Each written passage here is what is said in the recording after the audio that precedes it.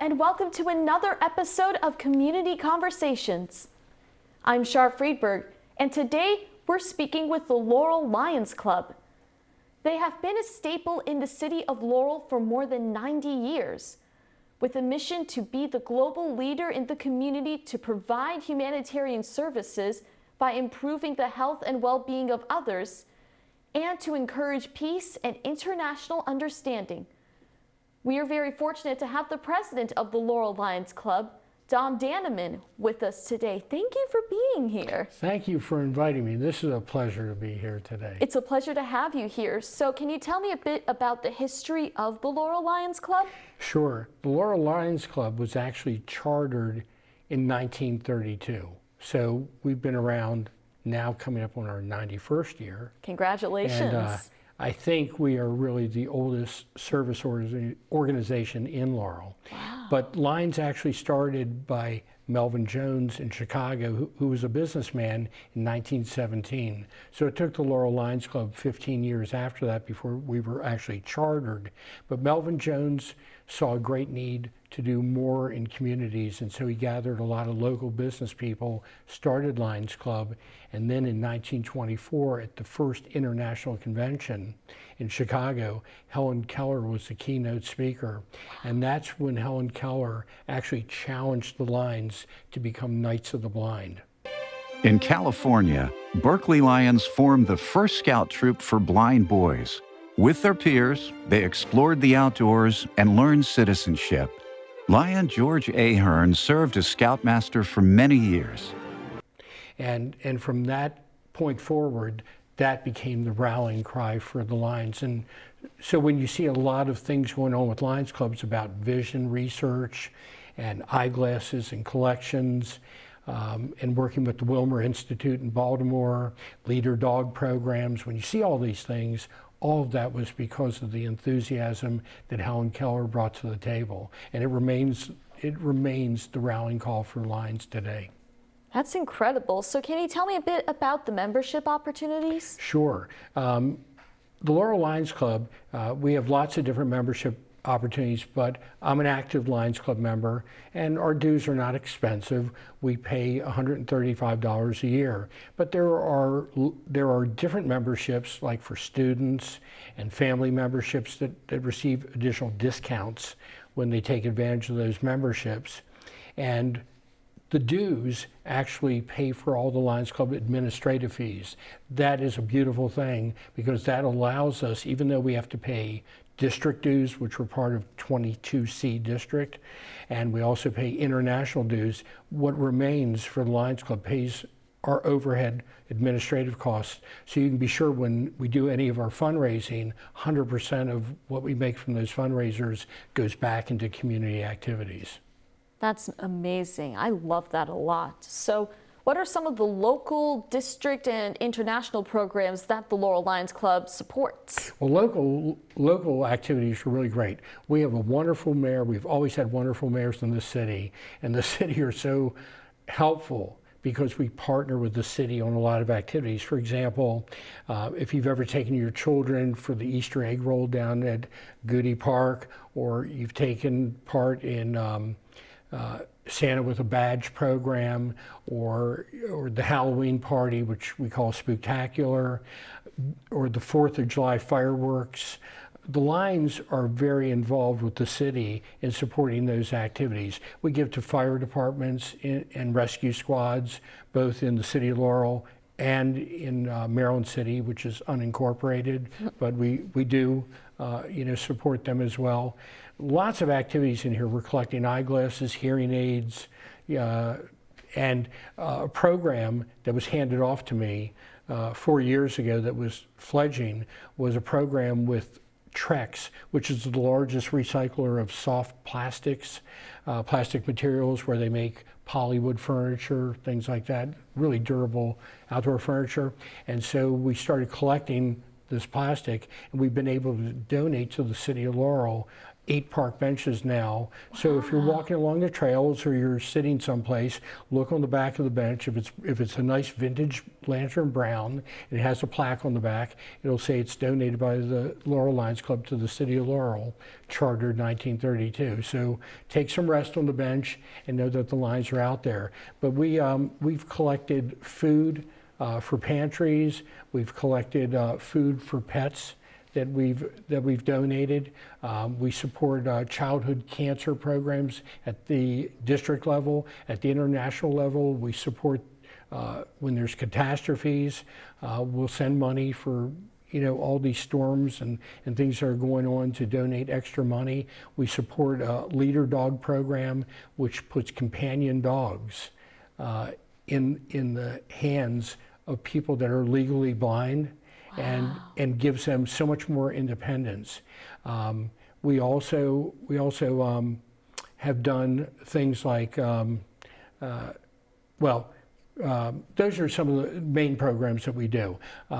There's so much more. I mean, sometimes we just do service programs that aren't even fundraisers.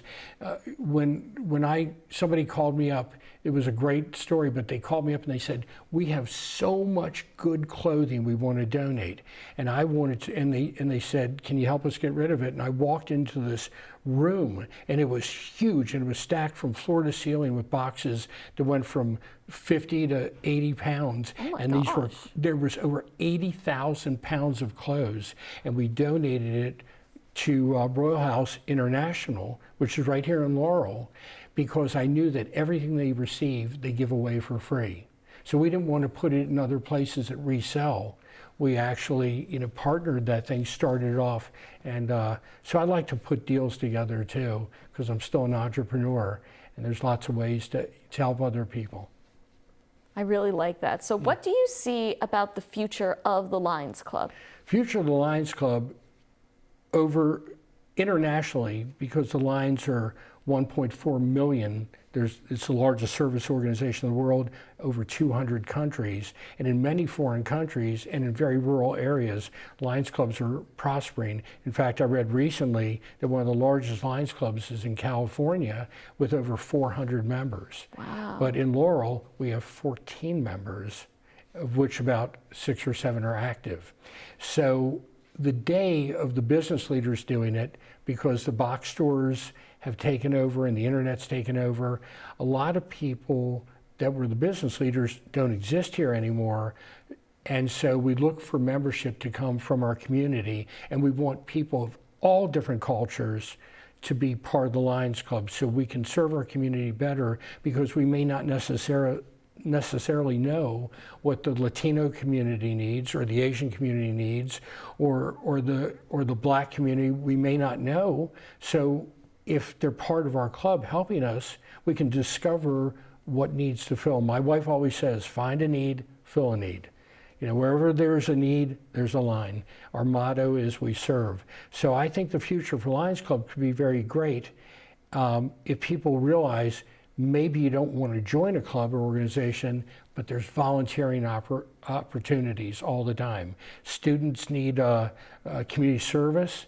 There's opportunities for them to learn. There's leadership, there's ways to learn mentorship, receive mentorship, and learn and develop leadership skills by working with other Lions.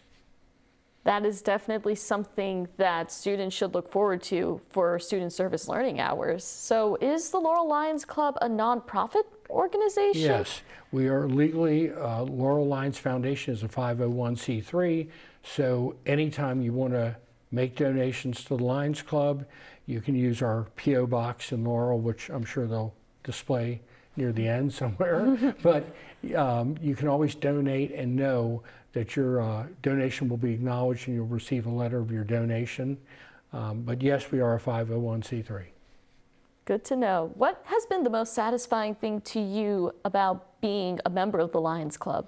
For me, personally, it's very emotional, because there are people that are hungry, there are people that need to be clothed, and there are people that need prayer, and there are people that need medical equipment. And we have this beautiful medical locker at the Park and Recreation maintenance facility where our crab sale will be this year. And they provided us a shed. People donate hospital equipment all the time because people do die, families do have equipment to donate. And for a while, I was worried about we'd run out of stuff as we loaned it out, because you loan it out free of charge. Oftentimes, most of the time, we're delivering it to people's doors, and we're making that human contact. And when you see the look on people's faces that don't have medical insurance, where they need a hospital bed, or they need, a knee scooter, or they need a wheelchair, or canes, or crutches, or potty chairs, or transfer chairs to get into their bathtub. If we have this equipment, we loan it out. And I'll tell you, I tested God on this matter, and he said, the more you give, and then the more you give out. Freely you receive, freely you give. You can't outdo him, because he'll keep filling that medical shed up. It's just been amazing. And so the most satisfying thing for me is to see that I can help somebody, maybe drive them to a hospital, a doctor's appointment, a hospital visit. I do that even where I live. I don't live in Laurel. I live in Pennsylvania, but Laurel's my home. And this is where I built my business and where the community embraced me. And I want to give back to Laurel. I could join any number of Lions clubs, but I choose to remain a Laurel Lion. It's just the best community ever. It just is. Yeah, speaking of community, you actually have a fundraiser coming up. Could you tell us a bit about it? We do. We partner with Harris Seafood from Kent Island on the other side of the Bay Bridge. And they have a restaurant, but they also have a wholesale division. And they will be up on Saturday, October 21st from 1 to 4 p.m. at the Park and Rec Maintenance Facility, right where Old Sandy Spring becomes Old Sandy Spring, across from Van Dusen on the left side. It's a drive-through pop-up event. The crab truck will be out front. We encourage people to place advanced orders so we can guarantee your crab sales. We'll still handle walk-ins the day of the event based on availability, but they're all 100% Maryland male Chesapeake Bay blue crabs, and they're all, whether we sell by the dozen at $60, half bushels that run about 3 dozen for $165, or bushels, typically 6 dozen for $325.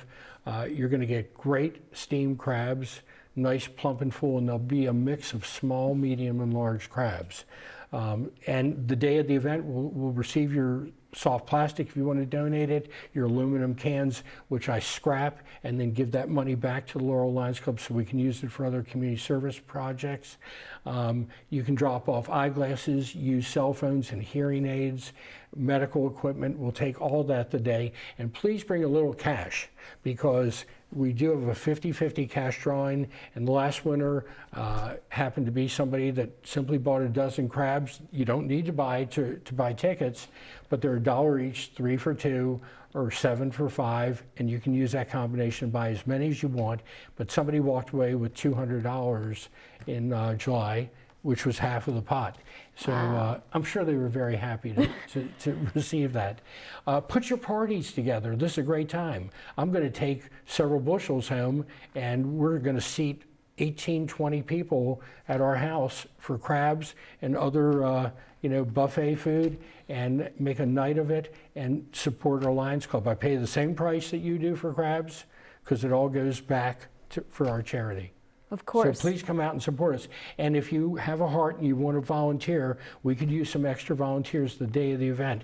Call me. You'll have my phone number. Just call me. Say, I'd like to volunteer, and we'll find a place for you. We get there a little before to set up, and we're out of there by 4:30. We're out of there. It's nice. Nothing says Maryland like crabs and Old Bay together, and that is what we're going to get at the next fundraiser. We are. Don Danneman, thank you very much for coming. Thank you for having me. It's a plum-pleasing pleasure to be in Laurel. It's a pleasure to have you here, and thank you for tuning into this episode of Community Conversations. Remember, the next fundraiser for the Lions is their steamed crab sale on Saturday, October 21st. You can reach the Laurel Lions via email, laurelmd.lions@gmail.com.